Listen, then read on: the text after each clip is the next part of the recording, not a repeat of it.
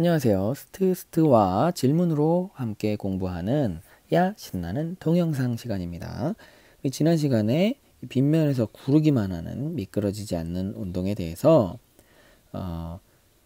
병진 더하기 회전 운동으로 살펴보기도 했고 회전 운동으로 살펴보기도 했습니다.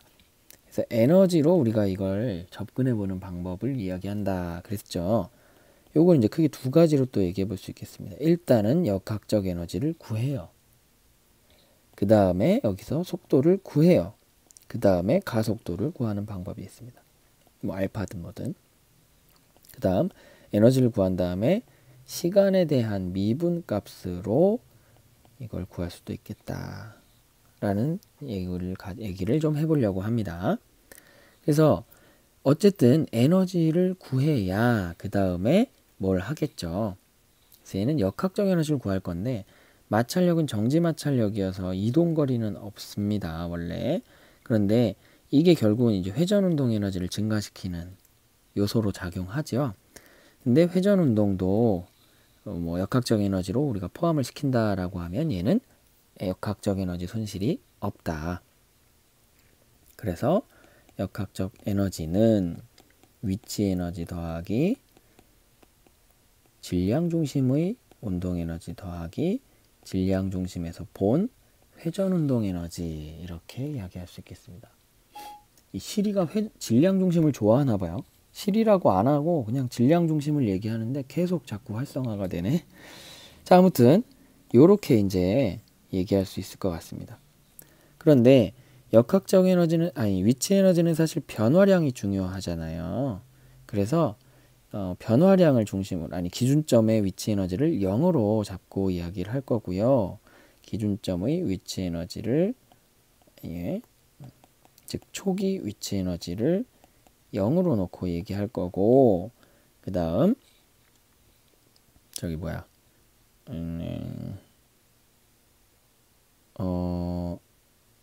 갑자기 잊어버렸어. 아무튼 0으로 놓고 이야기해 보겠습니다. 그러면 그리고 처음 상태를 정지 상태로 출발하는 걸로 볼 거예요. 그러면 처음에는 위치 에너지밖에 없죠. 근데 위치 에너지는 기준점에 있을 때 0으로 잡겠다 이랬습니다. 꼭대기에 그냥 있었다라고 해봅시다. 그러면 0으로 잡겠다 했으니까 역학적 에너지는 총 0이 된다. 기준점을 0으로 잡겠다고 했고 위치 에너지를, 그 다음에 총 역학적 에너지 처음 위치에가 다시 미안해요. 자, 처음에 기준점에 질량 중심이 있습니다. 그리고 처음에는 위치 에너지밖에 없죠. 그런데 기준점에 있을 때 위치 에너지를 0으로 잡겠다 이랬습니다. 그러니까 총 역학적 에너지 0.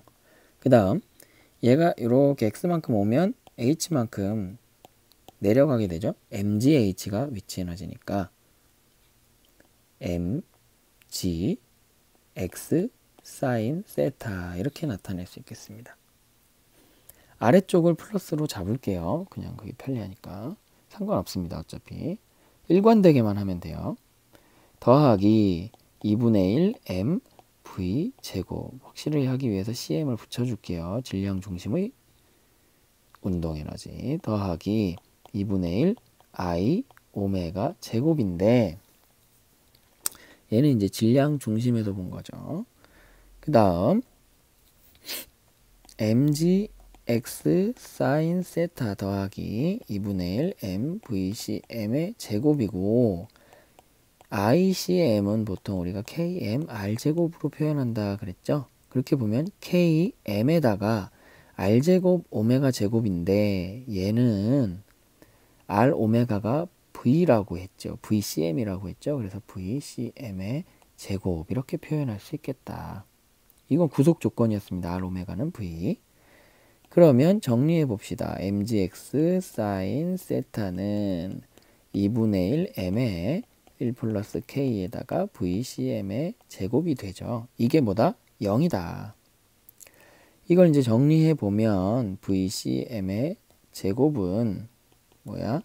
1 플러스 k분의 m은 약분되죠. 그래서 gx 사인 세타 이렇게 나타낼 수 있겠다. 우리가 원하는 게 V면 이걸로 됐어요. 근데 만약에 가속도다라고 하면 이 식을 이용해 볼 수 있을 것 같습니다. 가속도 A로 X만큼 이동을 했어요. 가속도는 일정하겠지. 왜? 운동 미끄러지니까 가속도가 일정할 거 아니에요. 그죠? 미끄러지게 하는 요소가 동일하니까.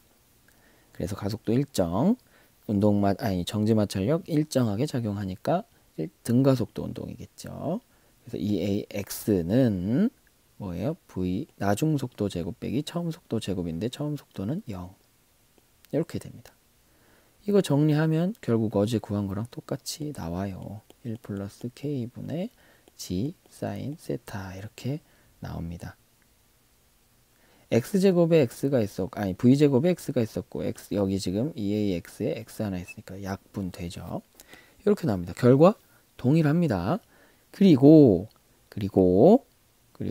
역학적 에너지는 mgx 사인 세타 더하기 2분의 1 m 1 플러스 k의 vcm의 제곱 여기까지는 구했단 말이에요.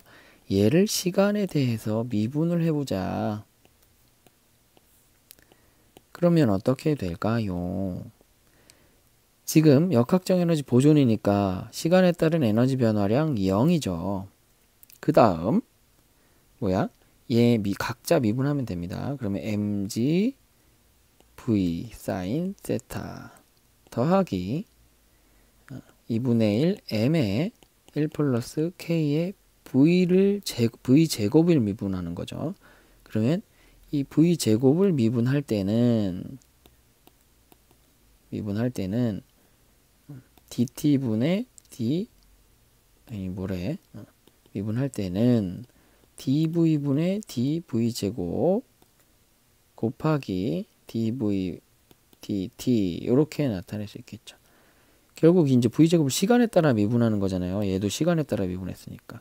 근데 이제 속도랑 시간이랑 바로 안 되죠. 얘는 위치에 대한 게 들어가 있고 제곱이니까.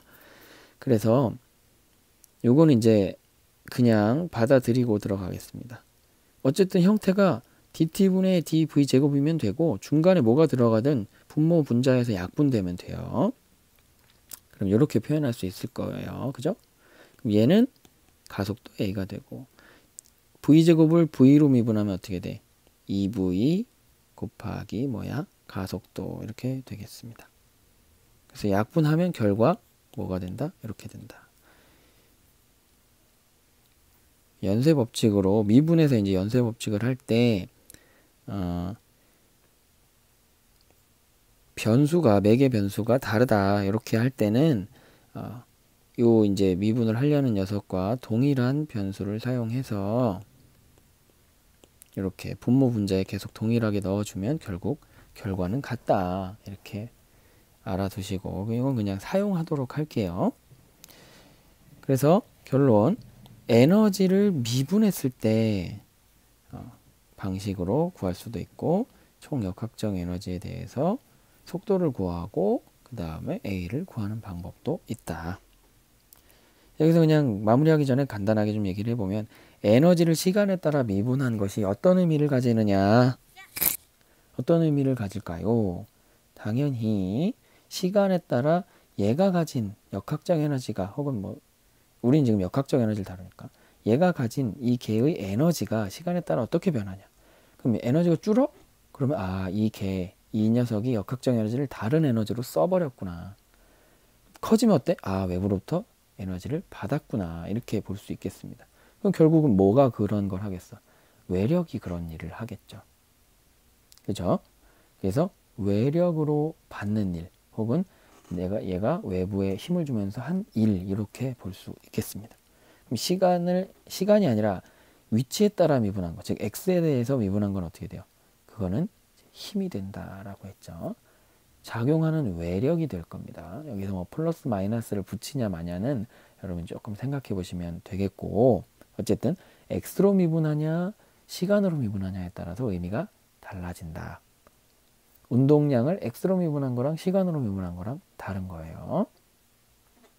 매개 변수도 중요하다. 기억해 두시면서 요건 끝내도록 하겠습니다. 조금 더 복잡한 운동을 다뤄볼 거예요. 샘플 상황을 보면서 얘기해 보도록 하겠습니다. 일단은 여기서 안녕.